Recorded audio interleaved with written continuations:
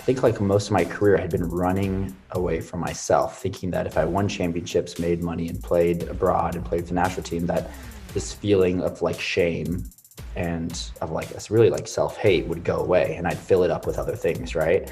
And when I realized that it wouldn't, and it didn't, I was in England, I was like, this is just not healthy for me. I need to get away from this world that I'm living in, soccer and football, and I need to make a change.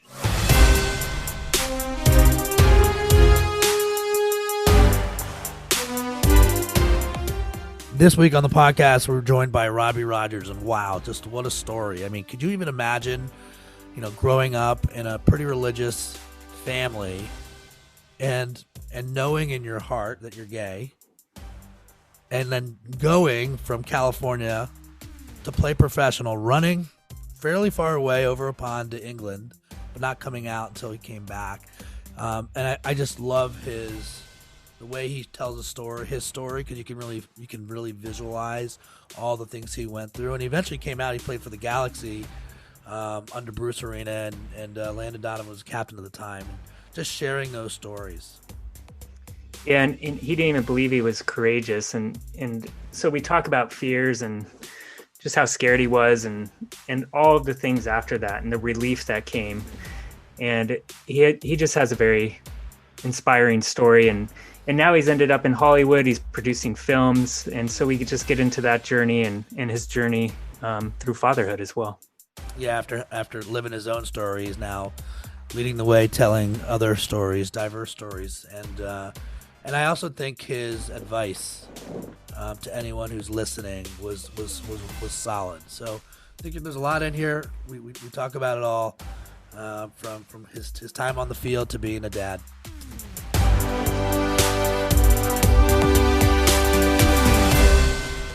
For those of you who are just listening, Robbie Rogers is joining us. He is. There are no sleeves on today. It's a sleeveless. It's a sleeveless Thursday podcast. It looks like you were just like going for a workout. Ish. Sitting in my bathroom now.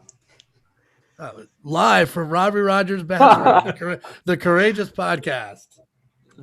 Thanks for joining us, man. Of course, thanks for having me. And if any of the kids run in and start screaming, again, I'm hiding in the bathroom, but they might find me.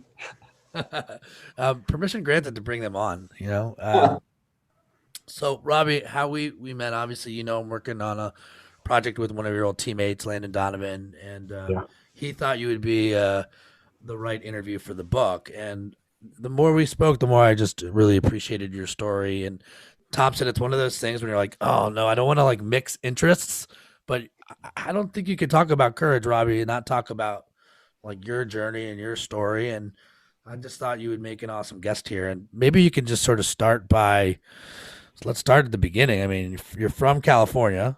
Mm-hmm. Right. Talk a little bit about Los Angeles. Why soccer for you? Of course, yeah. I'll start from the beginning, kind of. So I'm from Palos Verdes. Grew up watching the Galaxy and playing soccer. I feel like everyone in California when you're younger plays soccer. Sorry, let me put this on Do Not Disturb.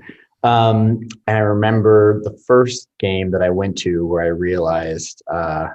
Maybe I think I might want to do this. It was U.S. Colombia at the Rose Bowl. And I remember I was just right there with my dad. And I remember walking around before the game and after the game and just really feeling the energy and the passion and obviously watching the game and how exciting it was. But really just like grabbed my attention and my imagination. And that's when I realized I wanted to be a professional soccer player at the age of like 7 or 8. And, it was just like playing club soccer in California. But it also was like, as I developed that interest, I also was like realizing first that like I felt like I was different than everyone. And then when I, became, I think it was like 8th grade or my freshman year of high school, I realized I was gay as well. And I was like, oh shit, none of those guys at the Rose Bowl that day are gay. Like, how am I going to fulfill that dream of mine, but also kind of keep this, like, how can I do both? And is that possible? And I came to the conclusion early in life that it wasn't.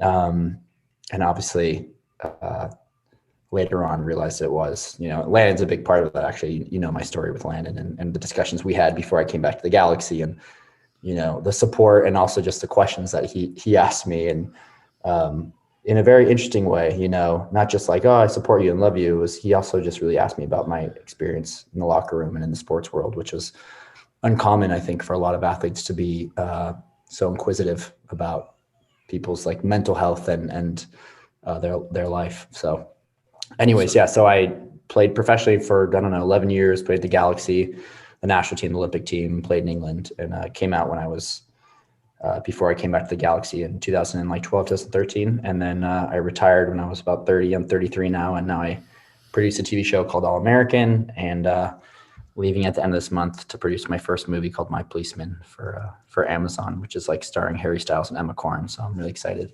Congratulations. That's awesome, man. Thanks. Not getting much sleep, and I don't have a soccer field to run off the anxiety, so I go on walks in tank tops. I do want to talk about, because when you retired at first, and maybe we'll get back to this a little bit later. Sure. But the original plan, wasn't it for you to go into fashion? Like, weren't you just like Yes. hopping back over, grab your visa, and go back to Europe? Yeah. So I came out to my family in October 2012, and then like came out. I didn't have a plan, but I like came out in a more public way, I guess, through just like a post that I posted on like I think it was like a Facebook thing. I think I deleted the Facebook thing, but there was like a public Facebook thing. And I had a friend and I had a therapist and a few friends said that I should be like writing at the time. So I just wrote something and posted that. But again, I like closed my laptop, turned off my phone, and just kind of didn't really know what to expect with that post and the amount of people that would kind of reach out and support me. So anyways, to answer your question, I thought that I would come out and I'd saved enough money, and I had my place in London, and I like forced my way into London College of Fashion by just like persuading them that you usually have to go to art class, you have to have a portfolio, and I didn't have any of that stuff, but I kind of just like convinced them to give me a chance, which they did. And so I was I was traveling back to Los Angeles to get my student visa, to go back and live in England. And that's when Bruce was like, just come train with us one day, if you're up for it. And when I forgot that, I was like, there's no chance, no way. And my agent was like, you should do it. And I was like, if you ask me that one more time, like, we're not speaking. I was really scared. It was all just the fear. It was all a fear of going back into that world. Eventually I went to up to the Nike campus in Portland to speak to all these kids that were leading their GSAs, which are the Gay Straight Alliances in their schools. And it was like 500 kids. They all were asking me questions and were all telling me, and they were very proud of the things that they were doing in their community. And so once I was finished, I walked out and I said to my agent, he was in Portland with me, and I was like, I have to at least go back one day and try to train. Like, I'm here for a few weeks. I need to go back and see if I can at least survive one day. Because if I don't, then all these kids, all 500 of them, they're teenagers that are like, that. Like, I have to have the courage to do that, because all of them are much more courageous at the moment than I am being. So I need to at least do this. And so that's when I, again, spoke to Landon and Bruce and other guys in the Galaxy, and I went in one day, and that turned into like 5 years. So can we go back just to that was before a lot. You came out? No, it's awesome to hear that. And just, it takes a tremendous amount of courage to kind of put your neck out there, especially if you're a public figure.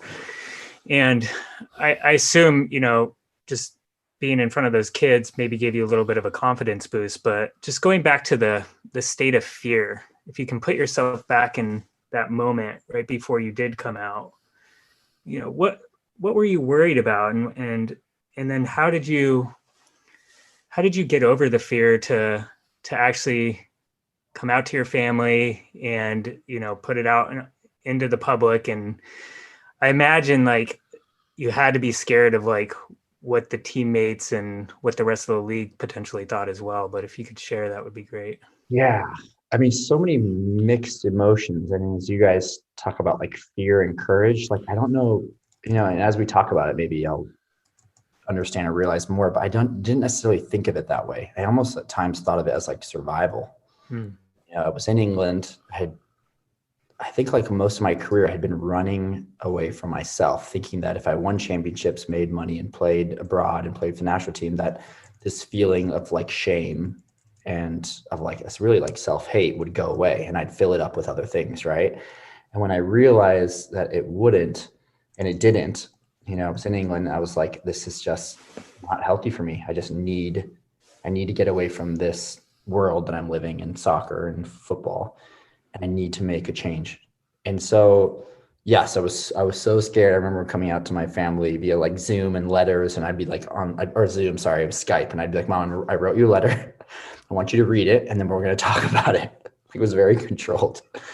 And I was so afraid, obviously, and I didn't feel courageous at all. So when you guys say that kind of stuff, I flinch a little because I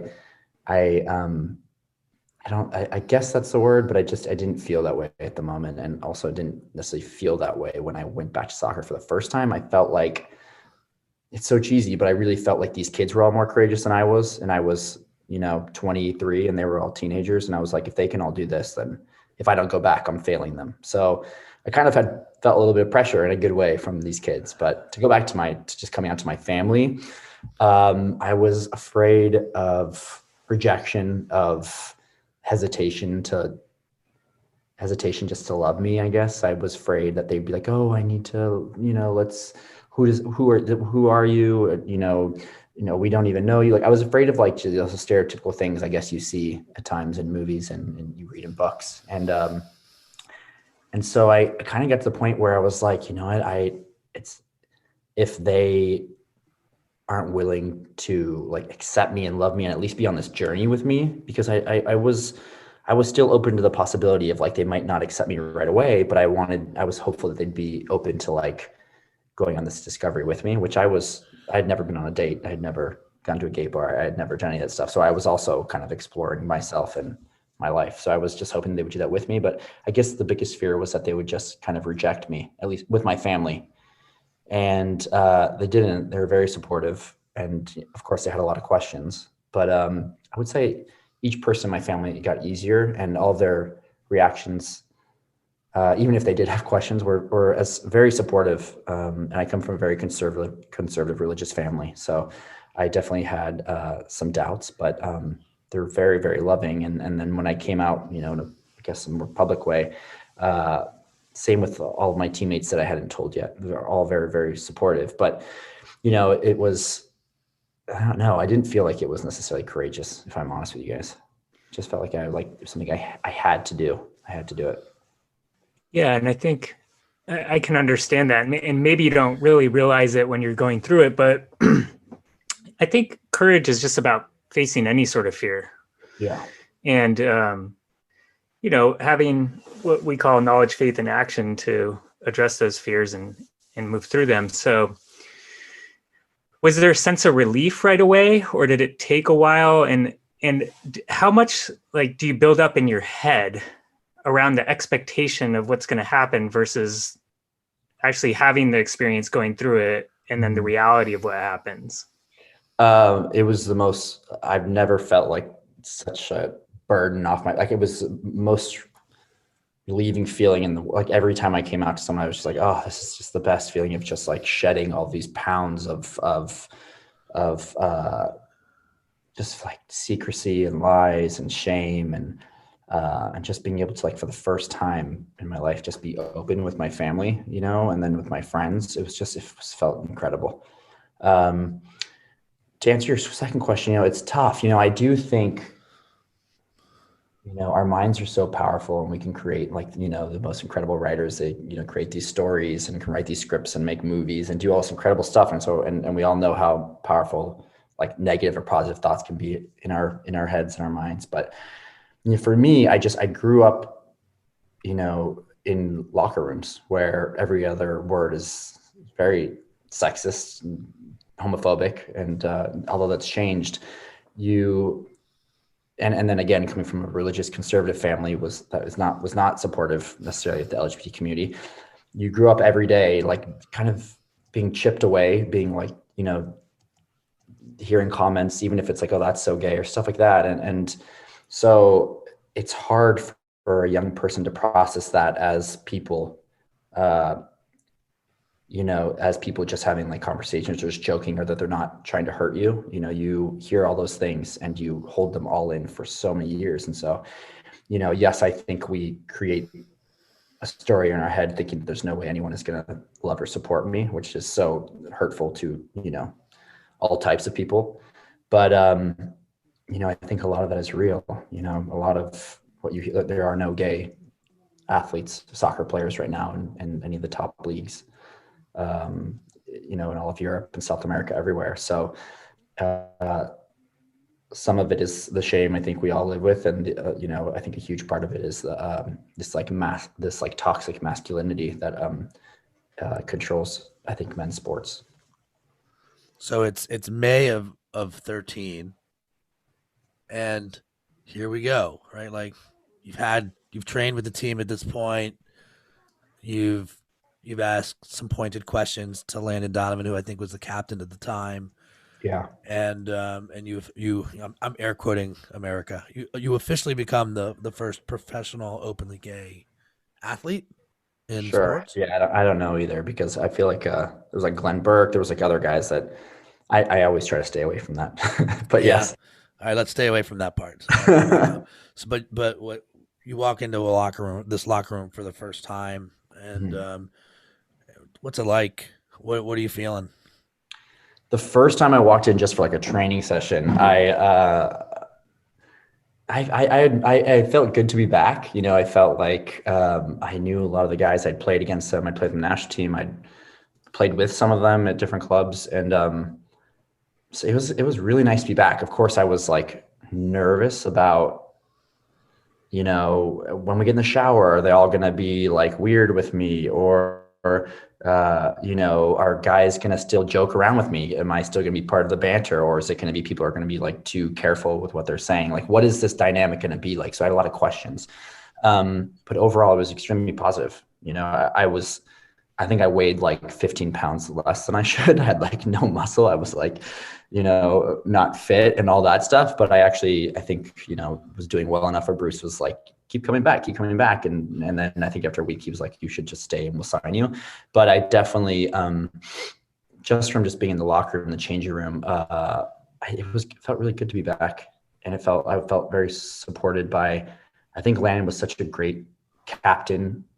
It was great for me to come into a team that had a captain like Landon, that, like, again, we've spoken about this, but just to understand like the human aspect of athletes, and that there are different personalities and people all struggle with different things, right? You're not just like a soccer player. You're not just a machine that like everyone is just focused on like win and all those things. Like, of course it's part of it, but I was lucky to walk into a team where Bruce and Landon and the other players, Todd Donovan, other older players, were very supportive and they were very inclusive, with everything. So, and joked with me a lot. Did they just start busting your balls like the second you show up? Yeah, like as they do with everybody. As it is really a male playground that you learn to survive in, and I say this to people a lot. It's like, it's not. We talk about like this, like toxic masculinity or like homophobia or sexism. It's not like to take away the fun in a changing room or locker room. Like, there's still so much fun to be had, and you have to learn how to survive to banter back. So if someone makes fun of you for, I don't know, sleeping with men, you make fun of them for sleeping with, ugly women. Like, I don't know, there's a line that you don't cross, but there's an art to the banter of, in professional sports, I guess, for I think men and women. So this might seem like a strange question, but let's go for it. So when you're 8 years old, and you're watching this, U.S. Columbia, is that what it was? Mm-hmm. I mean, were you the type of athlete that you're like, I could just pick up any sport and I'm going to dominate that sport, or why soccer? I think I don't know if that was true, but I definitely thought I could. It's funny. My husband and I were just talking about this, the difference between our son and daughter. Our son is like a very vocal, confident kind of guy, and our daughter's more like me, and she's very shy. But like, you see her now, like doing things. She's only 1.5, and she like kicks a soccer ball, and she like does these ballet moves. And I was like, when I was younger, I was very shy, but I knew when I got on the field or the court, baseball, anything, that like, that's when I was going to surprise people. And like, I knew that about myself. And so Um, I, even though I'm super shy, it was when I got to play sports was when I kind of had my moment to like come out of my shell. And that's one of the reasons why, one of the things I loved about it. And you said you made the choice maybe in high school, like I can't be both. I can't be gay and a Yeah. professional athlete. And so I for now I'm choosing soccer. I'm gonna suppress this other thing. Is that where you went? That, and also I use soccer to hide that other side of me, right? It's like there's no gay athletes, and Robbie's a professional athlete, so he can't be gay. So if anyone has any questions, like, no, there's, you know what I mean? So it was a combination of loving soccer and all of the, all the love that I felt like I got from succeeding in it, but also using it as like to hide my other self. I felt like. When you tried to you said you tried to like control the situation with your family when you Mhm. came out.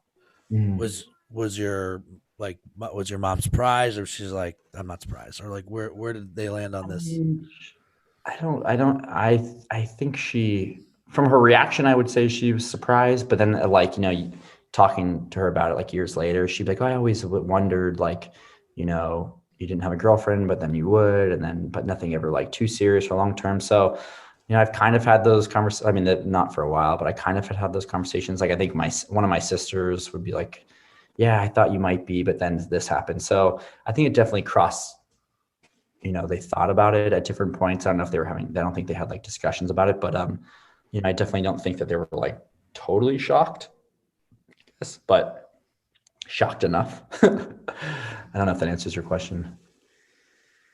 Did you feel like um, you could be yourself right away, or did that just take time? Because you said you were, exploring. You'd never been on a date. You were just kind of exploring yourself as well. And a lot of guests that we talk to, I think a lot of people struggle with finding out what their self really is versus the ego, and people put on a facade, especially in the business world, right, to kind of Mhm.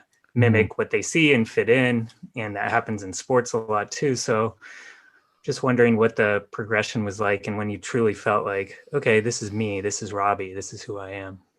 I definitely, like, when I came out to most of my family and friends, I definitely felt like I had the opportunity to be myself and to like kind of explore um, kind of who that was. But fundamentally, I haven't changed much. What I value in family and friends and very small group of friends, and kind of my time alone. I'm still very shy.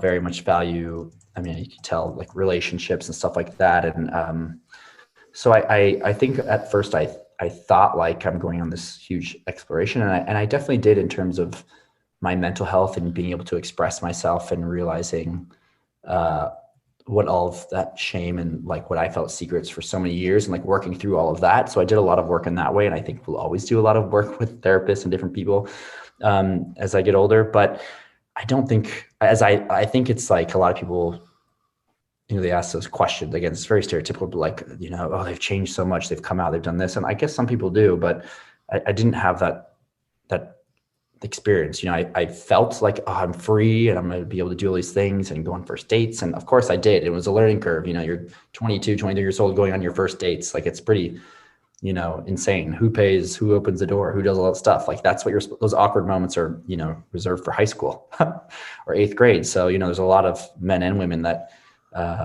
go through that much later in life, but, Well, what's the I answer on that, by the way? I'd love to know. I mean, I don't know. I think I'm a gentleman, so I always pay and I always open the door for everybody. So, I think you realize, again, to answer your question, is that like you don't change much, and I think a lot of your core values remain the same. And there is like I'm going to butcher. I remember someone like said this, but like I think a lot of gay men and women, when they do hear that comment, like, "Oh, you've changed so much," and I think like the answer, although I don't feel like I've changed, I think the answer to that is like, well, for whatever amount of years I've been hiding who I really am, and so, I think it's, coming on experience is different for everybody, but at least for me, I feel like I'm the same person. I'm just able to like love who I want to love and share those relationships and like, share my husband, Greg, with my family, which is like, I think they like him more than they like me. So There's just, I mean, it's almost like a delayed adolescence, you know, It is. on the experience side, but It is. every human being goes through change throughout their life. I mean, Berman and I talk about this quite a bit. You know, you spend the first half of your life trying to figure out who you are, and then the second half of your life trying to actually be that person, right? Mhm. And I think therapy it's wonderful just to hear your story, and therapy is so important. And you know, I think it's been a big topic for a lot of things that we're addressing on the show, because you know, you can see the outcome of um, you know, fitness, and if you focus on the physical side, but a lot of people tend to avoid or ignore the mental health side, and it's just as important to kind of round you out as a human being. So Yeah, I wish sometimes I wish that like my mind and my mental health was like you know, when early on in my career, everything was so focused on the sport, and like part of you is so naive that you don't get caught up in like the stuff you're struggling with in your mind. You know, you're like playing games and everything's new, and you have this confidence and you play, and you know, we've talked about, you know, we talked about like killer instinct and all that stuff, and it actually kind of becomes more natural to you when you're younger. But now I like think about things so deeply, and I'm curious that if I would have, it's hard to explain, but I'm curious if I would have had that same, like the same, if I was in the same mental state when I was younger, if I would have had the same career, or if I would have overthought everything, if I would have been too compassionate, if I would have been, you know, we talk about Landon's career and how thoughtful he is. And then you look at certain players that I'm not trying to take away from their intellect or how intelligent they are, but like, they're just such killers. And they're like, there's something about them that like, they don't care about the other guys on the field. And almost like primal, right? primal, yeah, and they like win and score, and they're just these incredible players. And I'm just curious that if I would have had this same mental state when I was younger, if it would have helped me or if it would have hurt me. I don't know. I think it's their version of survival. Like, go back to what you said at the beginning. Yeah. You know, do you have? There's probably you're just it's unconscious even maybe, but you're flooded with it, and you're just trying to like not lose what you have, Mhm. which is that sometimes can come off as primal killer instinct Yeah. versus empathy or understanding. And Mhm. you know, Robbie, you know this I think a little bit, but yeah, there's definitely been some teammates of Landon's over the years who have killer instinct, and I Yeah. think Landon's superpower, he's got killer intuition. Yeah. You know, and he could jump into the shoes of his teammates and have I mean, the empathy. perfect like athlete slash human would be someone that could like control both. You know, could like, you know, but it's so difficult. I realized even like, I remember when I was in Columbus 1 year, I started to work with a therapist. I wasn't out, so it wasn't like I could really get to the root of like what I was struggling with. But I was just starting to talk to him more about just mental health. And I actually realized that like in a weird way, it was making me think too much about the emotion in my sport in that way, where instead of thinking more, just being more focused on the actual game. So I just bring that up because it's something interesting to think about. Like, you know, can you have both? Can you, I think Landon at times had both for sure. At times I'd be like, oh, he's in his zone. He's like, I wouldn't want to play against him. And I think at times he, you know, he has a powerful brain and he would be caught in his brain. Yeah, it's interesting to like read or listen to the research about flow states and where you go mentally in those states. And you, yeah, I mean, you look at like a game like golf, right? It seems really simple, but it's such a mind game, Yeah. and people just fall apart. So I'm curious to go to the end of the career in soccer and sports, and you know, that's a big mental game. And we've talked to other athletes, and it's a transition, right? A change in self-identity. And what was that like for you? I mean, you're in this really interesting career now where you're producing film, and how did you get there, and what was it like leaving soccer, and was there any challenges with that? Well, yeah, there were a lot of challenges actually in my last year where I was pretty badly injured and knew that it was my last year. I started work. That's when I started working with therapists again, actually, the transition of it all. But I kind of fell into it accidentally. I had two producers come to me to do a comedy that the studio was NBC and we sold it to ABC. And just going through that process with them, I had so much fun working with the writer, coming up with a pitch and selling it, like felt like a game, and it was like competitive. So I really just love that process. And then I started to develop a few things with my husband, like this movie that we're doing, we've developed for like 5 or 6 years, about this book that I actually found when I was living in England. And then I've just kind of expanded from there, working with, other studios, other writers, other directors. And so I kind of fell into it, by accident, but then just so fell in love with the story, like the storytelling process and the creative process. It's very, very different than sports, obviously.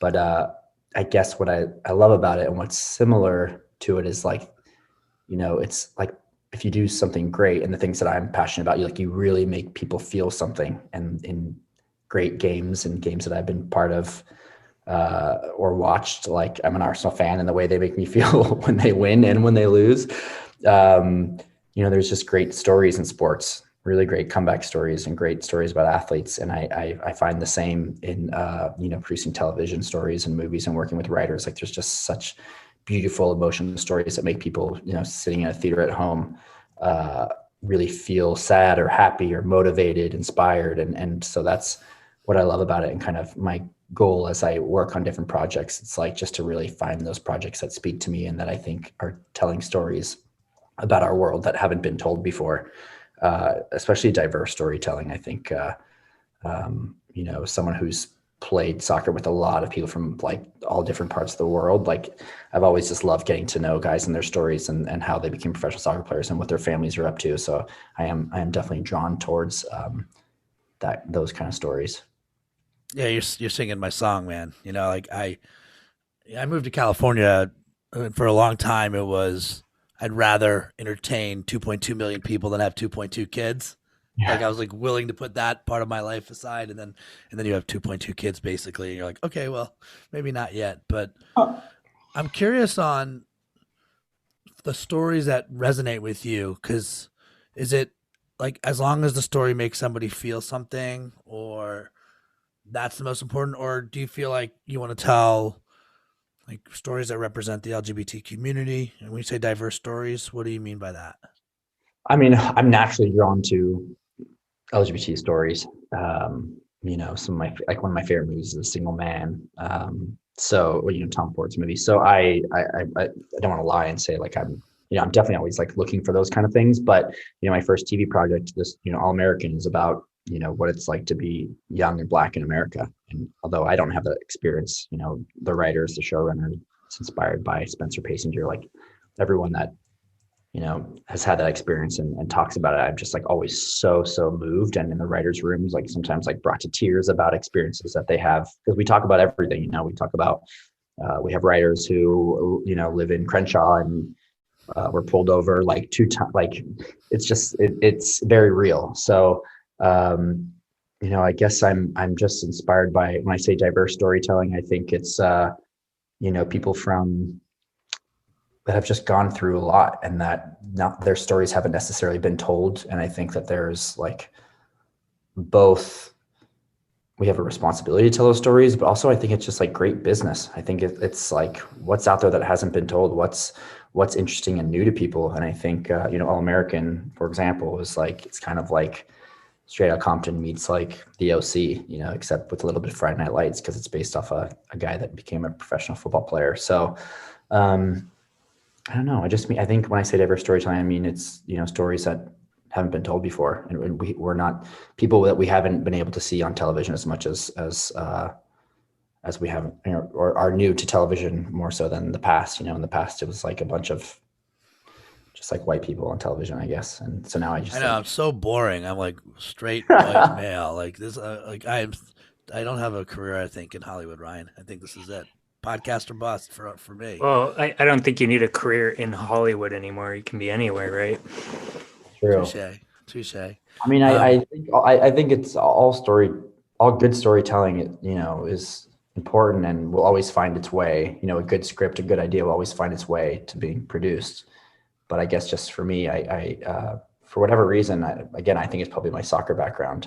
I'm just interested more so in stories that haven't been told before and stuff that I haven't seen, I didn't grow up with.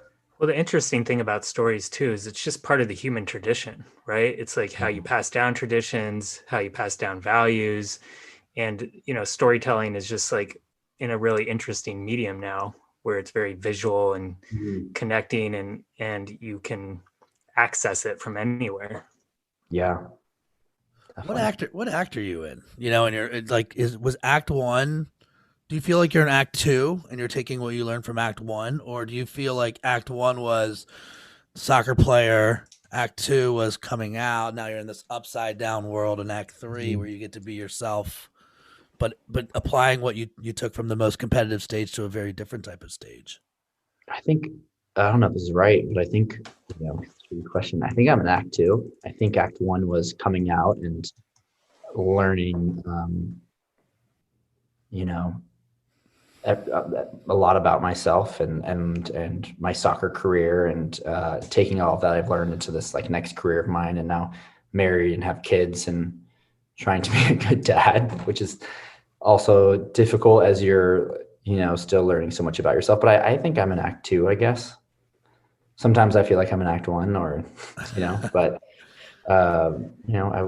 I think if you ask someone else that question that knows me, they'd probably say Act Two. So if Act Two Robbie Rogers was going to give one piece of advice to Act One Robbie Rogers, what would it be? Ugh. Um, You might need sleeves for this one. I mean, gosh, there's just like, I think it's just, I mean, you guys are thinking it's so cheesy, but for someone who has so much anxiety and always like so worried about like the future, I think I would just like, if I could literally go back to myself, in England, and like, I just wish it's all going to be okay. Like you're not going to believe that I'm telling you this, but you're actually going to be okay. Like this is just part of your journey. I really think I thought at times that it wasn't going to be. So Yeah, it's crazy how your mind just time travels from the past to the present to the yeah, future, and like the past and the future create that anxiety. they And if you do. can just try and stay present and appreciate what's going on, Yeah. you have a chance at it. I'm interested in what it's like for you becoming a dad, and what was unexpected and what's challenged you. Um, I mean, I think everything's unexpected. I think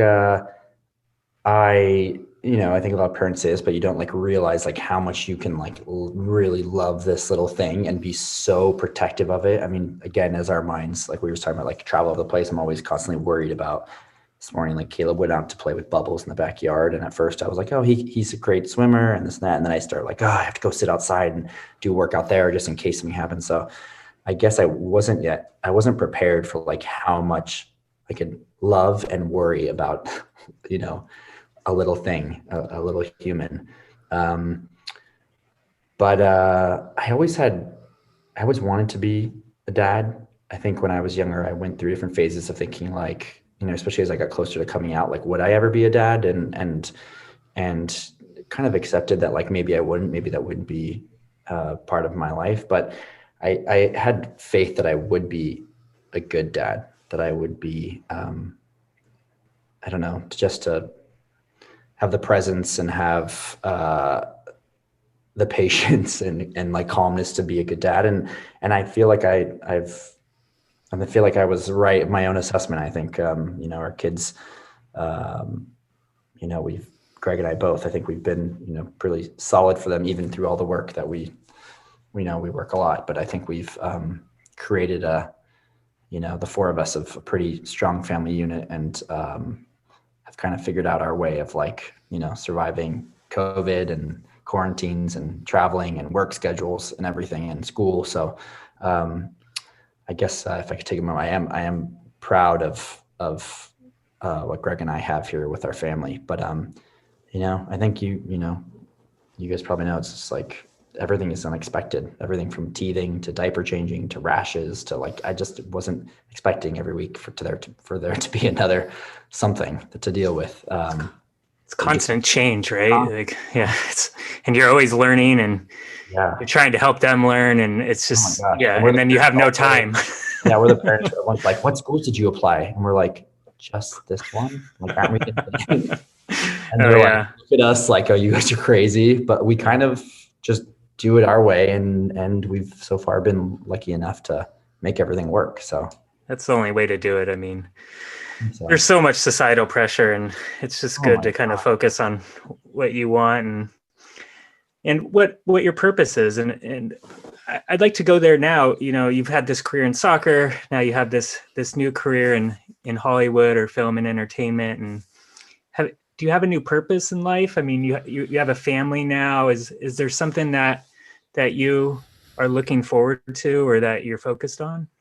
The more distance that I have from soccer, I realized that I think, and I think we'll see as, you know, in history, but I do think I had somewhat of a purpose, I think, in coming out and going through that and coming back to the galaxy and, you know, being a gay man in sports. While I was doing it, I wasn't, you know, I couldn't really comprehend that. You know, I think part of me was like, all right, I need to survive this week. And okay, I need to play well. I need to be healthy. I need to, you know, there definitely was pressure of like, I feel like I'm now playing not only for myself and the galaxy, my family, but now for like a community that's kind of hasn't been represented in sports. But looking back now, I can be like, oh, that was like, I understand that if I was able to comprehend and totally realize how much pressure there would be, or just look back on it, it would be too scary, I think. So I think that's, again, when you guys like, oh, you were so courageous. I was like, I kind of was just doing it. And I think if I didn't have that mindset, I don't know if I would have done it. I think it would have been like, no, fuck you, Robbie from the future. I'm not doing this. It is a lot to put on yourself. And it felt like a lot even doing it the way I did. So I think looking back, I think at the end of my life, hopefully I look back and I'll be like, oh, I'm really happy I did that. And I'm glad I was like used. I'm not like a religious person, I'm a very spiritual person. And I think I was, whatever being is out there, I think he or she used me in that way to like continue to move that ball, I think. Does it get any, like, do you feel like freer? Do you feel? Yeah, I felt freer when I came out. I felt freer when I started playing. And actually now I feel even freer being away from soccer, actually. You know, I was hoping when I played that there would be a few, like at the end, I remember my husband and I over the years were like, gosh, there's still no one else has come out. No one has come out. Maybe this year I was like, I can't believe, we'd be like, what do you think? How many do you think are in the league are gay men that are closeted? And so I definitely was hoping that that would happen, that like, let's say in the 5 years I was playing with the Galaxy, that there would be like 2 or 3 and that I would feel less pressure as a gay man and as an openly gay man in professional sports. But there wasn't ever. So although I took the pressure off myself, that was still kind of there. And now that I've stepped away from professional sports, I don't feel it at all. Does that make sense? Do you ever like get a text from someone in professional sports who doesn't want to come out? And I'm not going to make you like reveal the name now. No. You know, I get a lot of messages from younger athletes in high school and college that are either out or want to come out, but never any professional athletes. And I've had like a number of times people reach out to me. They're like, oh, some athletes are going to come out. I I don't know, become numb to that because I just, you know, it's like people just, I think it's like kind of gossip, to be honest. So it's more the younger generation, which seems like so much more courageous and inspiring than my generation. They feel that they kind of, the way they see gender and the way they see, you know, sexual orientation, everything is kind of, it's very freeing, I think, for them that they can kind of just express themselves in whatever they want to express themselves, however they feel. So this is a show about courage, and you know we're coming to an end here. So you made it, but you know, if you were going to just sort of kind of wrap up this episode and share with the listener a piece of advice from your perspective, from the journey that you've been on so far, what do you want to leave the audience with? Oh, so that's a tough question. And I'm always afraid to give people advice. I think everyone's stories are like so different. I guess like even just as I was listening to myself ramble on this Curious podcast, I think I'm realizing again, because I didn't say I felt like I was courageous, but I think most people, as they're going through life and making these big decisions and trying to overcome these obstacles, they probably, I bet everyone feels the same way as I do. Like they're not necessarily being courageous. So I guess what I would just say to them, I don't know if this is advice, but it's just like courage comes in so many different like shapes and forms and feelings, and your version of that and overcoming your fears is might not feel courageous to you at the moment, but I think, as you just face those and like tackle them, and whatever happens, whatever is the outcome, like I think that is your form of courage, right? I think that is just facing those fears is like kind of all the courage, or at least the first step that you need to make, and then let things settle where they settle. Well, usually if someone gets through it, they're happier when you get to the other side. And it sure seems that way with you. Although it seems like the further away from soccer you get, the happier you are, but we might need another hour. It was the pressure of, being an athlete. I think I still miss soccer so much, and I watch, Arsenal every weekend, even though it's like so hard to watch sometimes. But, it's a love-hate relationship. I think a lot of people with their sports or whatever their passion is. And, you talk to Landon about it all the time, I'm sure, but I definitely love soccer so much and missed it, but like also have things I wish I could change about it, and things that I just really dislike about, I don't know, just what it does to you as a person. Yeah, this is not a profound thought. I mean, I've had a chance to think about it because of working with Landon a little bit, but I do find it's eerily similar that you both didn't have a blueprint for your path. So you had to be the blueprint. And so it makes me smile to hear there's high school kids that are reaching out to you. Yeah. You're an inspiration to them and to a lot of people that are trying to go and be whoever they are, and be that person. And so grateful to have you on the episode. And now I have fear because I'm like, I hope he likes the book we write. Right? I hope you like the book we write about Landon. I think it's gonna be great, and obviously it will help so many people, just as Landon has over here. So that's the most important thing. Thanks for coming on the show, Robbie. If you enjoyed the episode, please give us 5 stars, subscribe, and leave us a comment. If you like what you just heard, sign up for your weekly dose of courage at returnoncourage.com.